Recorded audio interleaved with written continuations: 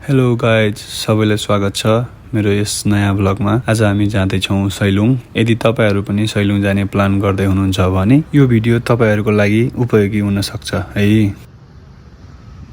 झन्डै काठमाडौँदेखि 2 घण्टाको यात्रापछि हामी धुलीखेल आइपुग्यौँ।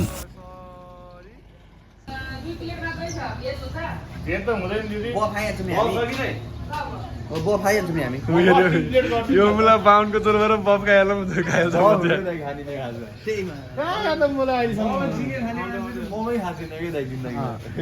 तर त यार यो पोटार्नु पर्यो क्या नयाँ बाइक छ यार ज्याकेट डाइनेस्टीको छ बाइक साइकल यस्तो ठुलो मोला के गर्ने यहाँ यो खुट्टाले भने यो होइन यो खुट्टाले भने यो ल अब हामी चाहिँ लाग्यौँ फेरि बाटोतिर। के छ तपाईँको विचार अहिले? ठिक छ अब कुदाइन्छ नि होइन? ल यो शिशिर भाइ ठिक छ, मसन भाइ बवाल छ हाम्रो। भर्खर यात्रा सुरु भएको भर्खरै हो।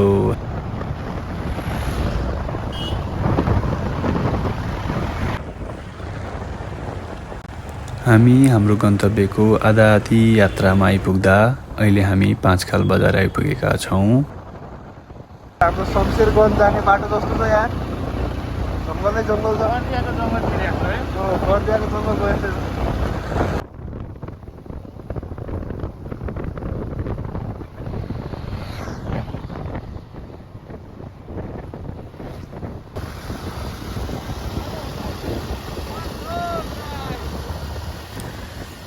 काठमाडौँदेखि थोरै दूरीमा रहेको यो ठाउँ हेर्दै निकै रमणीय लाग्छ।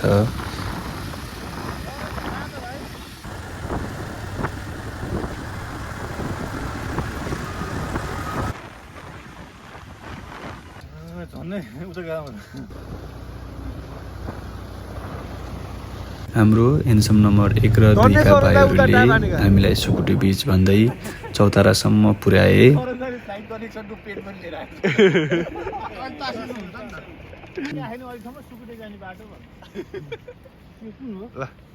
हामी चाहिँ अहिले दोलाल घाटदेखि अलि ल केटा हात उडा, हात माथि हात उडाउ न, दामी फोटो आउँदो रहेछ। ल एउटा एकछिन फाउन्डेसन होइन। दोलाल घाटदेखि करिब 2 किलोमिटर अगाडि आइसकेपछि एउटा यो चौक आउँछ। यो चौकदेखि यो बस जाँदै गरेको बाटोतिर लाग्नुपर्छ। त्यसपछि हामी सुकुटे बीच हुँदै खाडी चौरसम्म पुग्यौँ। खाडी चौरको बजारदेखि कोसीको पुल तरेर हामी मुडेतर्फ लाग्यौँ। डुब्दै गरेको सूर्यले सुनौला किरण छरिरहँदा हामीलाई हतार पनि भइरहेको थियो। चिसो मौसम, रातको यात्रा, थोरै डर अनि धेरै रमाइलो पनि भइरहेको थियो। लगभग 4.5 घण्टामा हामी अहिले मुडे बजारमा छौँ।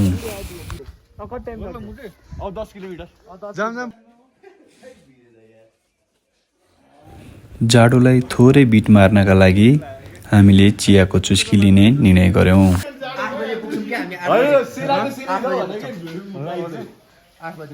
बल्ल 6:30 हुन थालेछ। चिया ब्रेक पछि पुनः हामी हाम्रै गन्तव्यमा। यो मुढे बजार हो। यहाँबाट सिधै दायाँ लागेर हामी हाम्रो गन्तव्यतर्फ बढ्यौँ। माथि माथि सैलुङकेमा चौरी डुलाउनेलाई।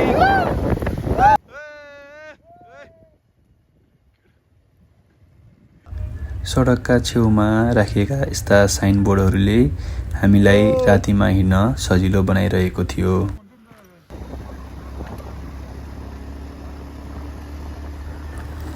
अलिकति अफरोड हिँडेपछि हामी हाम्रो होटल आइपुग्यौँ।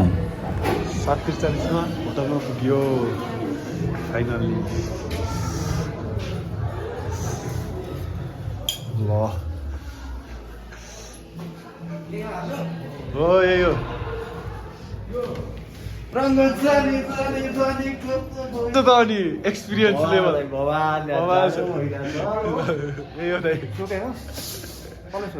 उतै मान्छेलाई सोधे। सरोज दाई वेलकम। फाइनली वेलकम बिरामी मान्छेलाई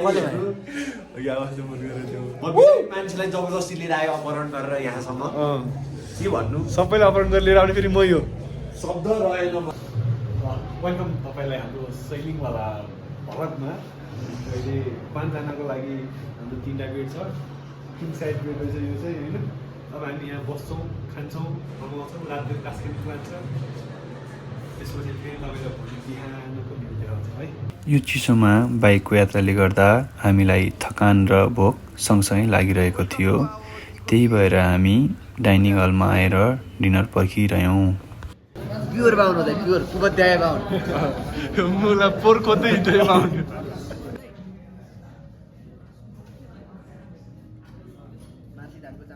केही समयको पर्खाइपछि हामीलाई डिनर पनि आइसक्यो र हामी अब सुरु गर्यौँ है त। वर्षा के छ भवाल छ दाइ भवाल मासु चामलको भात छ यहाँ विजयलाई केही विशेष टिप्पणी दिनु छ ढिँडो हो कि भात हो यो एक गाँसै भेट्छ ती बेला सैलुङ जाने स्वदेशी पर्यटकहरूको घुइँचो हुँदो रहेछ। त्यही घुइँचोको केही अंश हामी बसेकै होटलमा देख्न सक्थ्यौँ।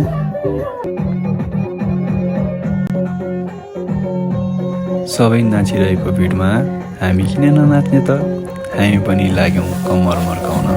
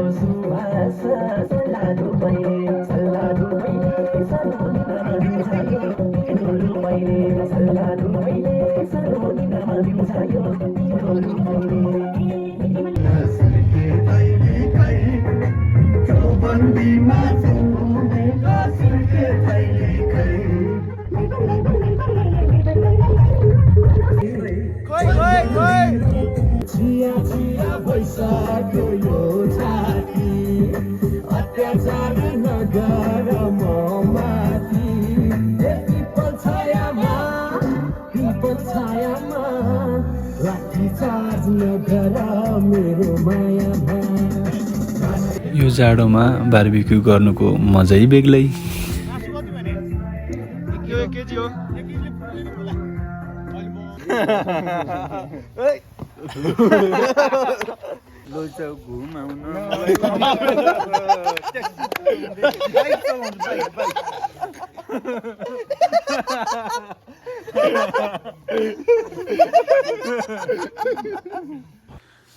के हुकुम चल ल वाह बासा बासा एक हात आयो वाह सरोज दाइ म्यान अफ द म्याच विजय दाइ वाह नाइस भोलि चाँडै उठेर सनराइज हेर्न जाने कुरो भएकाले हामी अब सुत्छौँ है त। ल अब हामी उठ्यौँ पनि। त्यही भएर मुला खोलामा लग्छु भनेर उकालो कुदाएको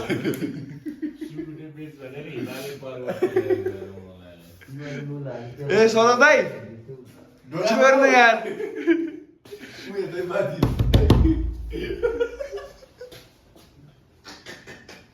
ल अब हामी चाहिँ 4 बज्दै गर्दा ट्याकटुक लुगा सुगा लगाएर सरोज दाइले लुगा लगाइरहेको छ बिहाइन्ड द सिन्स उहाँ रेडी हुँदै हुन्छ। हामी अब अहिले ग्रेट वालको लागि निस्किँदैछौँ।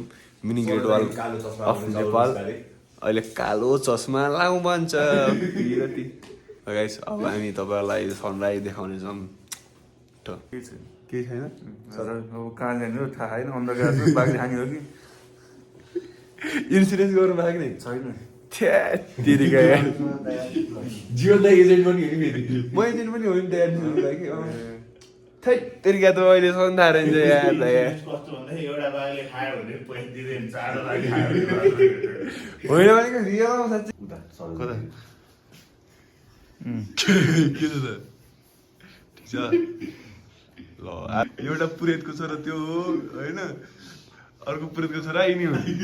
यिनीहरू अब कस्तो हो भनेपछि सुन्यो भने हामी चाहिँ मिनी ग्रेट वालतिर विथ के देखिन्छ र अदर्स सब देख 4 जना फाइटर्स। यो चाहिँ हाम्रो मिनी ग्रेट वालको प्रवेशद्वार।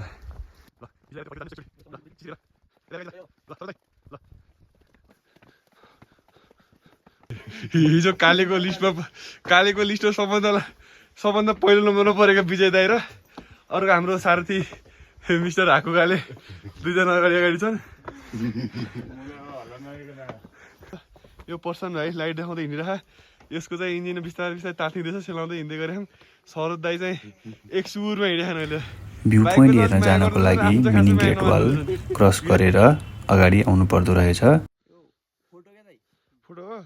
सबैलाई स्वागत छ। अहिले हामी 4:49 भयो। हामी अहिले सैलुङ जाँदैछौँ। यो सैलुङ जाने बाटो भयो। यतातिर महादेव गुफा रहेछ। अहिले हामी अलिक बिहान गएको सैलुङतर्फ लाग्छौँ। त्यहाँतिर सनराइज हेरेर समय पुग्यो भने हामी एकछिन महादेव गुफातिर पनि गएर आउँछौँ। तातिएको हाम्रो इन्जिन सेलाउनका लागि हामी एकछिन यो भीमसेन तरबार नजिकै विश्राम गऱ्यौँ। हाम्रो हाकु कालेहरू कहाँ गए? एउटा काले थिएन नि त इन्ते कालेमा यहाँ पनि महादेव रहेछ फेरि। जुरे ढुङ्गा महादेव र कालापानी सैलुङ।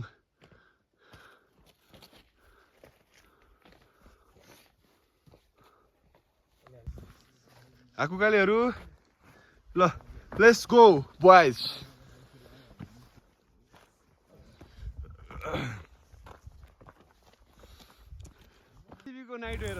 सैलुङलाई पृथ्वीको नाइटो किन भनिएको हो भनेर म एकैछिनमा थोरै जानकारी दिन्छु है त। लोकल खै हामी सैलुङको 100 थुम्का हाम्रो मान।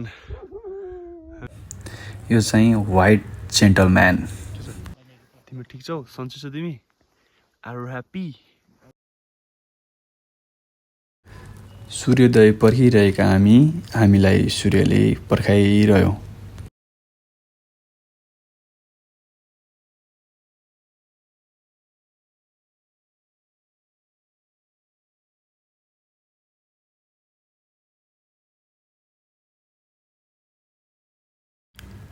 झन्डै 1 घन्टाको पर्खाइपछि अन्ततः हामीले सूर्यलाई दर्शन गर्न पायौँ। सधैँ चर्को तापक्रमले पोल्ने सूर्यले आज हामीलाई न्यानो दिइरहेको थियो र आफ्नो उपस्थितिले हामीलाई झनै रोमाञ्चित बनाइरहेको थियो।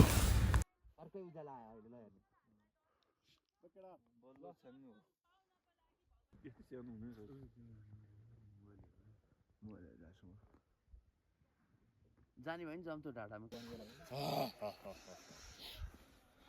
चस्मा सरोदाइ चस्मा हेर्दै लाउनु न। आउने भयो। 4 5 6 जसरी मानव शरीरमा नाभिले खाएको खानालाई ऊर्जामा परिणत गरी शक्ति सञ्चार गर्छ, त्यसै गरी सैलुङलाई पनि पृथ्वीको शक्ति सञ्चारको केन्द्रमा लिइँदो रहेछ। हिन्दू र बौद्ध धर्मअनुसार यसलाई शिवको तपोभूमि र बुद्धले पाइला टेकेको पौराणिक स्थानको रूपमा पनि लिइँदो रहेछ। सहीको अर्थ 100 र लुङको अर्थ थुम्काहरू भनिएकाले यस ठाउँलाई सैलुङ भनिएको हो। यहाँ 108 थुम्काहरू भएकाले यहाँ आएर योग ध्यान गर्दा यहाँबाट शक्ति प्रदान हुन्छ भन्ने मान्यता पनि छ।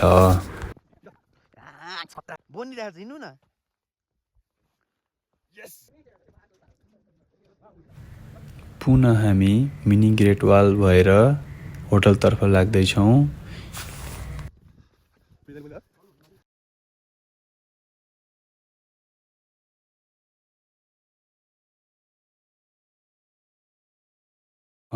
हवस् त, यतिन्जेल हामीलाई हेरेर साथ दिनुभएकोमा सबैलाई धेरै धेरै धन्यवाद। पुनः अर्को भागमा जोडिने नै छौँ। अहिलेको लागि शुभ दिन, शुभ समय।